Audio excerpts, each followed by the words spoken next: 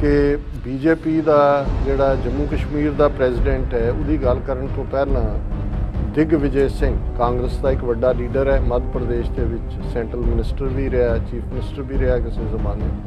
उन्हें 2 दिन पहला ट्वीट किया, उन्हें कहा कि जे कांग्रेस की हुकूमत सेंटर दे विच बनी तो असी आर्टिकल 370 रीस्टोर करांगे, क्योंकि ये साडा आईनी हक है, असी दिता सी गलबात राही, और ये इलीगल है जो काम किया। 200 तो ज़्यादा पटीशनां सुप्रीम कोर्ट दे विच होईयां होईयां ने कि आर्टिकल 370 का जिहड़ा कॉन्स्टिट्यूशनल स्टैटस सी, पार्ट ऑफ ओरिजिनल कॉन्स्टिट्यूशन सी, ये फैसला जो 5 अगस्त 2019 ਨੂੰ ਕੀਤਾ अनकॉन्स्टिट्यूशनल। और दिग्विजय सिंह ਦੇ ਪਿੱਛੇ ਉਹਦੇ ਕਾਂਗਰਸ ਵਾਲੇ ਵੀ ਨਹੀਂ ਖਲੋਤੇ। बीजेपी ਦਾ जम्मू कश्मीर का प्रेजिडेंट है रविंदर रैना, उन्हें कहा कि जे 100 वार भी वो जन्म लै लैन तो असी जी कांग्रेस की कंस्पीरेसी है इनू कामयाब नहीं होण देंगे। उन्होंने कहा जी कदे भी नेशन इनू माफ़ नहीं करेगा, ये पाकिस्तान नाल और अतवादियों नाल रले हुए।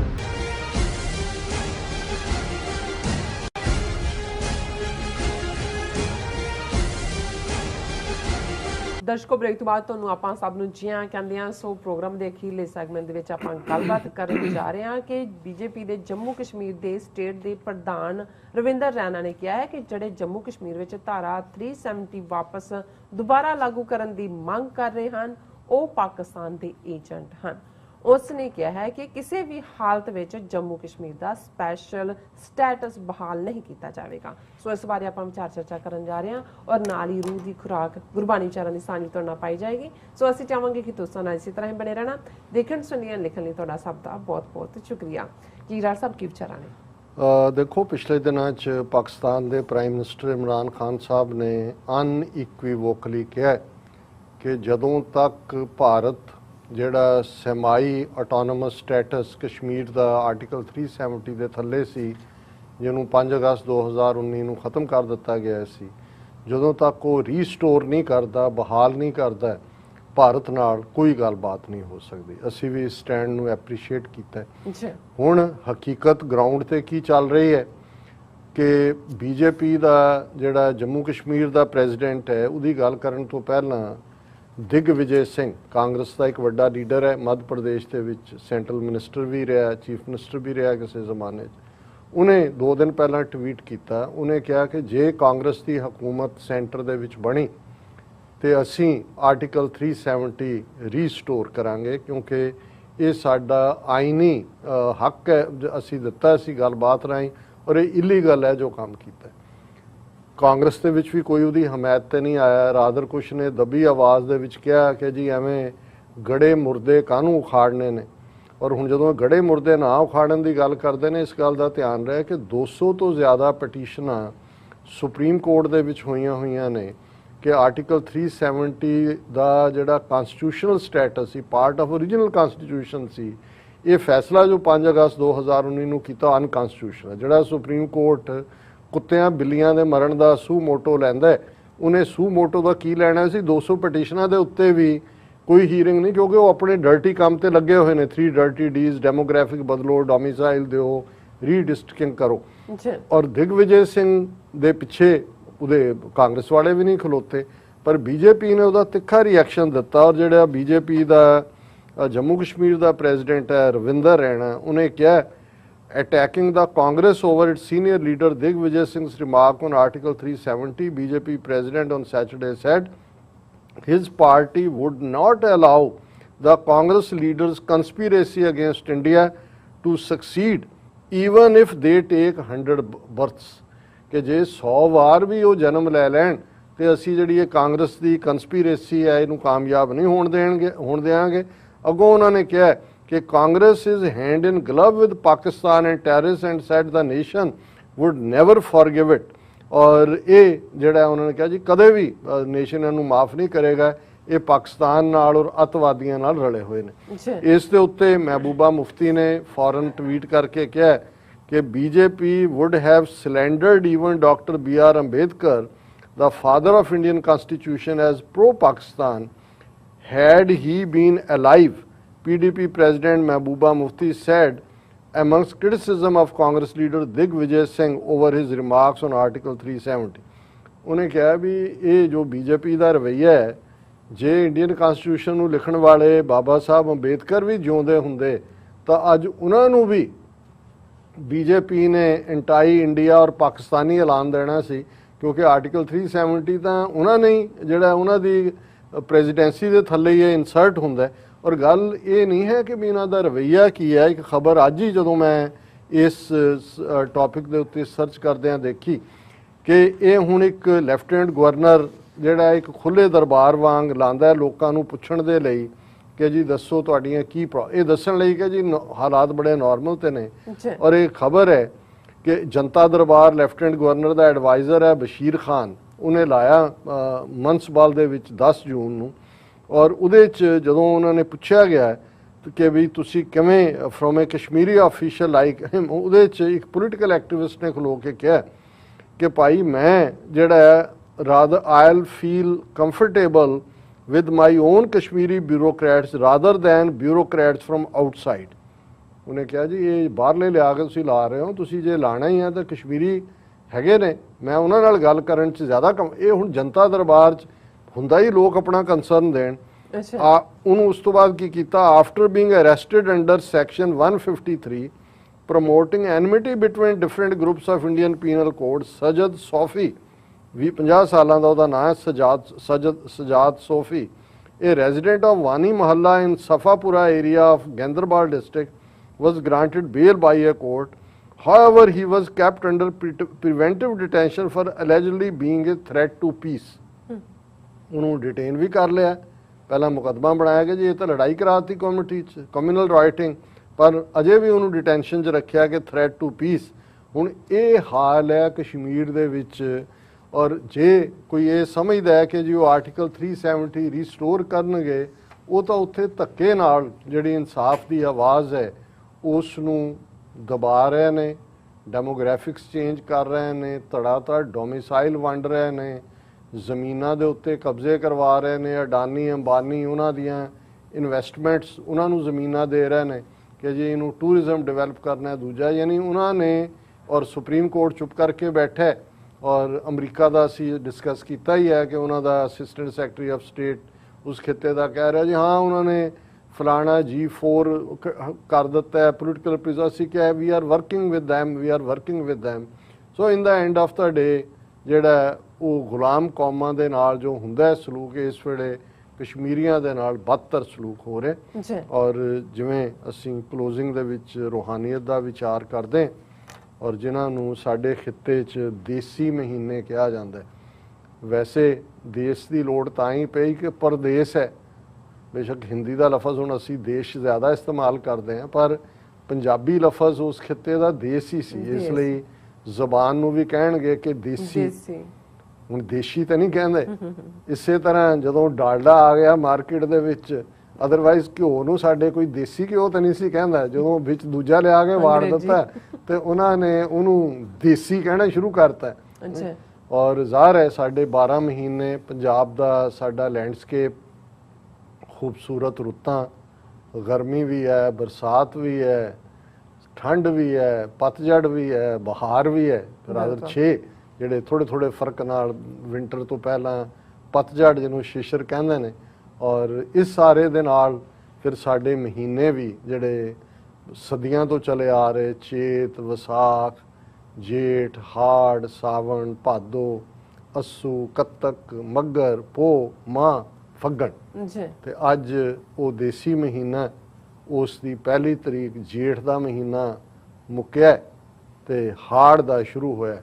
ਇਹ ਵੀ ਪੰਜਾਬੀ ਦਾ ਅਖਾਣ ਹੈ। ਔਰ ਲਾਹੌਰ ਗੱਲ ਕਿਸੇ ਨਾਲ ਕਰੋ ਜਾਂ ਅੰਮ੍ਰਿਤਸਰ ਕਰੋ, ਪੂਰੀ ਗਰਮੀ ਪੈ ਰਹੀ ਹੈ। ਹੁਣ ਤਾਂ ਵੈਸੇ ਬਰਸਾਤ ਵੀ ਤੁਰੀ ਆਉਂਦੀ ਹੈ, ਮੌਨਸੂਨ ਵੀ, ਪਰ ਪੰਜਾਬੀ 'ਚ ਹੈ ਕਿ ਜੇਠ ਹਾੜ ਤੱਪੇ ਤੇ ਸਾਵਣ ਭਾਦੋ ਵਸੇ, ਕਿਉਂਕਿ ਜੇਠ ਤੇ ਹਾੜ ਇਹ ਸਭ ਤੋਂ ਜ਼ਿਆਦਾ ਗਰਮੀ ਦੇ ਮਹੀਨੇ ਨੇ। ਔਰ ਗੁਰੂ ਸਾਹਿਬਾਨ ਨੇ ਜਿੱਥੇ ਬਾਣੀ ਉਚਾਰੀ, ਹਿਸਟੋਰੀਕਲ ਕੰਟੈਕਸਟ ਵੀ ਉਹਦੇ ਨੇ, ਗੱਲ ਤਾਂ ਰੂਹਾਨੀਅਤ ਦੀ ਹੈ, ਉੱਥੇ ਬਦਲਦੇ ਮੌਸਮਾਂ ਦੇ ਨਾਲ ਕਿਵੇਂ ਰੱਬ ਨੂੰ ਯਾਦ ਰੱਖਣਾ ਹੈ। ਬਦਲਦੇ ਮੌਸਮ ਤੁਹਾਡੀ ਸੁਰਤ ਦੇ ਉੱਤੇ, ਤੁਹਾਡੀ ਸਪਿਰਿਟ ਦੇ ਉੱਤੇ, ਤੁਹਾਡੀ ਚੇਤਨਾ 'ਤੇ ਕੀ ਅਸਰ ਕਰਦੇ ਨੇ।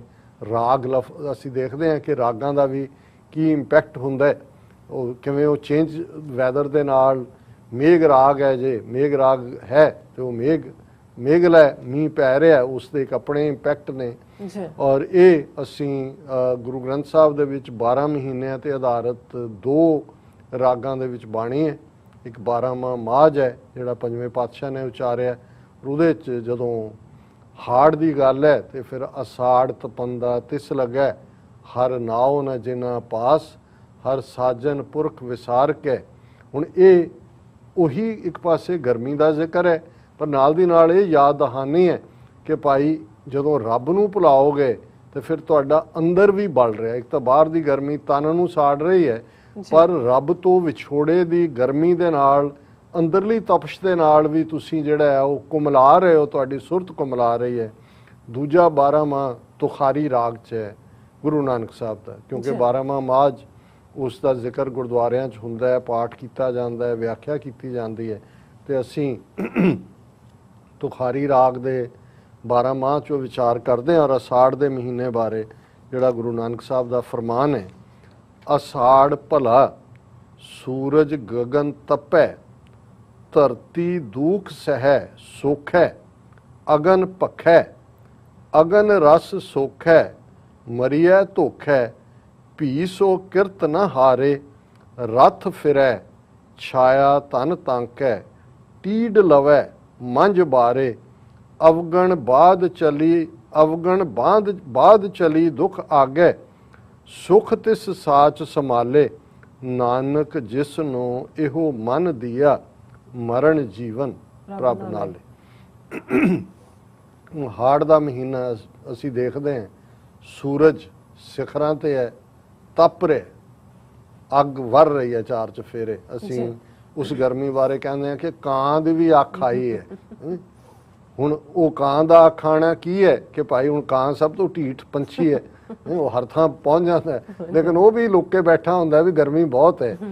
ਅਸਾੜ ਭਲਾ ਸੂਰਜ ਗਗਨ ਤਪੈ, ਕਿ ਹਾੜ ਦਾ ਮਹੀਨਾ ਸੂਰਜ ਨੇ ਜ਼ਮੀਨ ਤੋਂ ਅਸਮਾਨ ਤੱਕ ਗਗਨ ਹਰ ਚੀਜ਼ ਨੂੰ ਤਪਾਇਆ ਹੋਇਆ ਹੈ।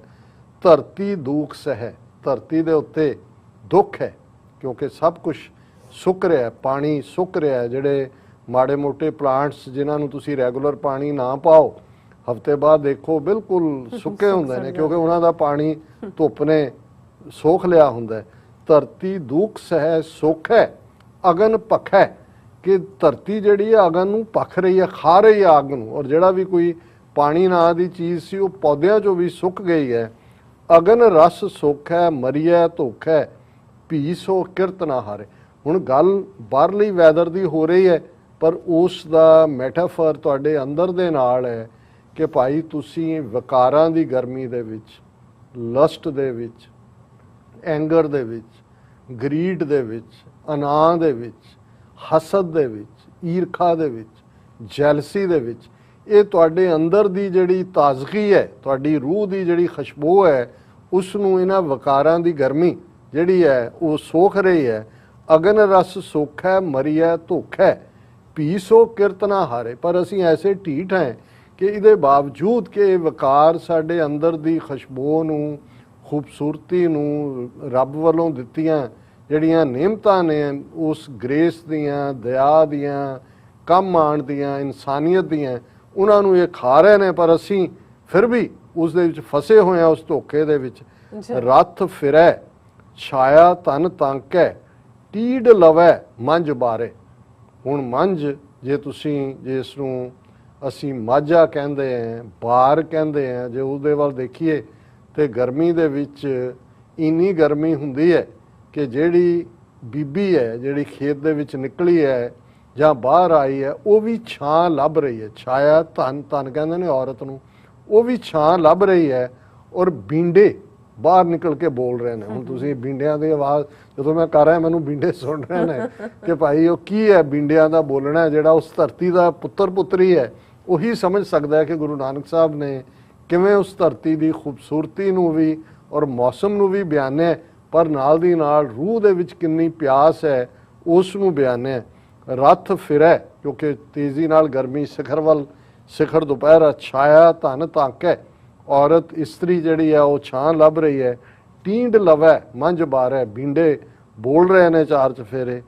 ਅਵਗਣ ਬਾਦੀ ਚਲੀ ਅਵਗਣ ਬਾਦ ਚਲੀ ਦੁੱਖ ਆਗੇ ਸੁਖ ਤੇ ਸਾਚ ਸੰਭਾਲੇ। ਹੁਣ ਰੂਹ ਦੇ ਉੱਤੇ ਆ ਗਏ ਕਿ ਤੂੰ ਸਾਰੇ ਔਗਣ ਇਕੱਠੇ ਕਰਕੇ ਹੇ ਮੇਰੀ ਰੂਹ ਤੂੰ ਕਿੱਧਰ ਨੂੰ ਜਾ ਰਹੀ ਹੈ। ਅਵਗਣ ਬਾਦ ਚਲੀ ਦੁੱਖ ਆ ਗਏ, ਇਹਨਾਂ ਤੇਰੇ ਔਗਣਾਂ ਚੋਂ ਦੁੱਖ ਨਿਕਲ ਰਿਹਾ ਹੈ, ਅੱਗੇ ਵੀ ਇਹਦੇ ਚੋਂ ਸੌਰੋ ਦੁੱਖ ਨਿਕਲੇਗਾ। ਸੁਖ ਤਿਸ ਸਾਚ ਸੰਭਾਲੇ, ਉਹੀ ਰੂਹ ਸੁਖੀ ਹੋਏਗੀ, ਉਹੀ ਰੂਹ ਆਨੰਦ ਦੇ ਵਿੱਚ ਹੋਏਗੀ ਜਿਹੜੀ ਸੱਚ ਨੂੰ ਸੰਭਾਲਦੀ ਹੈ, ਸੱਚ ਦੇ ਖਲੋਂਦੀ ਹੈ, ਸੱਚ ਤੇ ਪਹਿਰਾ ਦਿੰਦੀ ਹੈ। ਜੇ ਕੂੜ ਜਾਂ ਝੂਠ ਦੇ ਉੱਤੇ ਸਾਡੀ ਜ਼ਿੰਦਗੀ ਜਿਹੜੀ ਹੈ ਉਹ ਖੜੀ ਹੋਏ, ਮਬਨੀ ਹੋਏਗੀ ਸਾਡੀ ਸਾਰੇ ਕੰਮਕਾਰ, ਤੇ ਫਿਰ ਕੂੜ ਚੋਂ ਝੂਠ ਚੋਂ ਦੁੱਖ ਨਿਕਲੇਗਾ। ਗੁਰੂ ਸਾਹਿਬ ਕਹਿੰਦੇ ਨੇ ਆਗੇ ਸੁਖ ਤਿਸ ਸਾਚ ਸੰਭਾਲੇ, ਕਿ ਅੱਗੇ ਵੀ ਰੱਬ ਦੀ ਦਰਗਾਹ 'ਚ ਵੀ ਉਹੀ ਸੁਖੀ ਹੋਣਗੇ ਜਿਹੜੇ ਸੱਚ ਦੇ ਉੱਤੇ ਪਹਿਰਾ ਦਿੰਦੇ ਨੇ। ਨਾਨਕ ਜਿਸ ਨੂੰ ਇਹੋ ਮਨ ਦੀਆ ਮਰਨ ਜੀਵਨ ਪ੍ਰਭ ਨਾਲੇ। ਗੁਰੂ ਨਾਨਕ ਸਾਹਿਬ ਫਰਮਾਉਂਦੇ ਨੇ ਕਿ ਭਾਈ ਜਿਸ ਰੱਬ ਨੂੰ ਜੇ ਤੁਸੀਂ ਆਪਣਾ ਆਪਾ ਦੇ ਦਿਓ, ਜਿਸ ਮਨ ਦੀ ਜਿਹਨੇ ਵੀ ਉਸ ਰੱਬ ਨੂੰ ਆਪਣਾ ਆਪਾ ਦੇ ਦਿੱਤਾ ਹੈ, ਉਸ ਦੇ ਅੱਗੇ ਆਪਾਂ ਨਤਮਸਤਕ ਕਰ ਦਿੱਤਾ ਹੈ, ਮਰਨ ਜੀਵਨ ਪ੍ਰਭ ਨਾਲੇ, ਫਿਰ ਉਹ ਰੱਬ ਮਰਨ ਤੇ ਜੀਣ ਦੋਵਾਂ ਦੇ ਵਿੱਚ ਤੁਹਾਡਾ ਸਹਾਈ ਹੁੰਦਾ ਹੈ। ਉਹੀ ਤੁਹਾਡਾ ਆਸਰਾ ਹੈ, ਉਹੀ ਤੁਹਾਡਾ ਪਿਆਰ ਹੈ, ਉਹੀ ਅਲਟੀਮੇਟਲੀ ਸੁਖ ਦਾਤਾ ਹੈ, ਸੁਖ ਦੇਣ ਵਾਲਾ ਹੈ। ਜੀ ਰਾਜ ਸਾਹਿਬ ਤੁਹਾਡਾ ਬਹੁਤ ਬਹੁਤ ਸ਼ੁਕਰੀਆ। ਤੁਸੀਂ ਅੱਜ ਦੇ ਐਮਸ਼ੂ ਤੇ ਅੱਜ ਦਾ ਵਿਚਾਰ ਸਾਡੇ ਦਰਸ਼ਕਾਂ ਨਾਲ ਸਾਂਝਾ ਕੀਤਾ। ਸੋ ਇਸ ਤਰ੍ਹਾਂ ਆਪਣੇ ਵਿਊਅਰਸ ਕਰ ਲੈਣੇ ਆ ਇਜਾਜ਼ਤ। ਵਿਊਅਰਸ ਸਾਡੇ ਪ੍ਰੋਗਰਾਮ ਦਾ ਸਮਾਂ ਇੱਥੇ ਸਮਾਪਤ ਹੁੰਦਾ ਹੈ। ਤੁਸੀਂ ਆਪਣੀ ਰਾਏ ਤੇ ਸੁਝਾਅ ਸਾਨੂੰ ਭੇਜਣਾ ਭੁੱਲਣਾ ਸਾਡੇ ਇਸ ਪਤੇ ਤੇ sos@tv84.tv ਤੇ ਅਸੀਂ ਆਪਣਾ ਪ੍ਰੋਗਰਾਮ ਲੈ ਕੇ ਫਿਰ ਦੁਬਾਰਾ ਤੁਹਾਡੇ ਸਾਹਮਣੇ ਹੋਵਾਂਗੇ। ਤਦ ਤੱਕ ਲਈ ਮੈਨੂੰ ਤੇ ਆਪਣਾ ਸੁਣਾ ਗਿਆ ਦਿਓ। ਦੇਖਦੇ ਰਹੋ TV84। ਬੁਲਾ ਦਿਓ ਫਤਿਹ। ਵਾਹਿਗੁਰੂ ਜੀ ਕਾ ਖਾਲਸਾ, ਵਾਹਿਗੁਰੂ ਜੀ ਕੀ ਫਤਿਹ। ਰੱਬ ਰਾਖਾ।